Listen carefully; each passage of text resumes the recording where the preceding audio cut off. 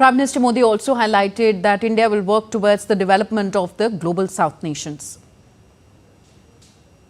Global south के देशों में फाइनेंशियल स्ट्रेस और डेवलपमेंट फंडिंग के लिए Bharat SDG stimulus leaders group में सहयोग दे रहा है। हम ग्लोबल साउथ को सस्ती और प्रभावी जेनरिक दवाइयां उपलब्ध कराने के लिए काम करेंगे। हम औषधि रेगुलेटर्स के प्रशिक्षण में भी सहयोग करेंगे। कृषि क्षेत्र में नेचुरल फार्मिंग के अपने अनुभव और टेक्नोलॉजी साझा करने में हमें खुशी होगी। DD India's Amritpal Singh joins us live for more on this story. Amrit, tell us more about these two significant announcements made by India at the summit, one towards the Social Impact Fund and the other towards the Global Development Compact. Well, these are two funds that the Prime Minister proposed and announced that India is setting up the Social Impact Fund, which primarily looks at, using DPI, funding DPI or digital public infrastructure.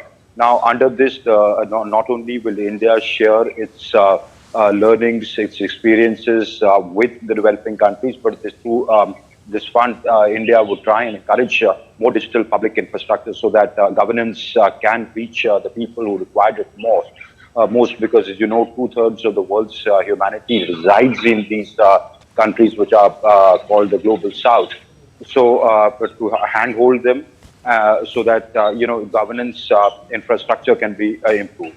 The other is the Human Development Compact, for which he said he announced a $2.5 million fund, and he said that when we meet at the UN summit for the future, we can take this idea to the next level. This was, when after hearing the leaders of various countries, the heads of states and government of various countries who are participating in this third Voice of Global South summit, he proposed that. Now things are being thrashed out at the ministerial level meetings, which are happening through the day in various sessions that are running concurrently in a virtual format, though.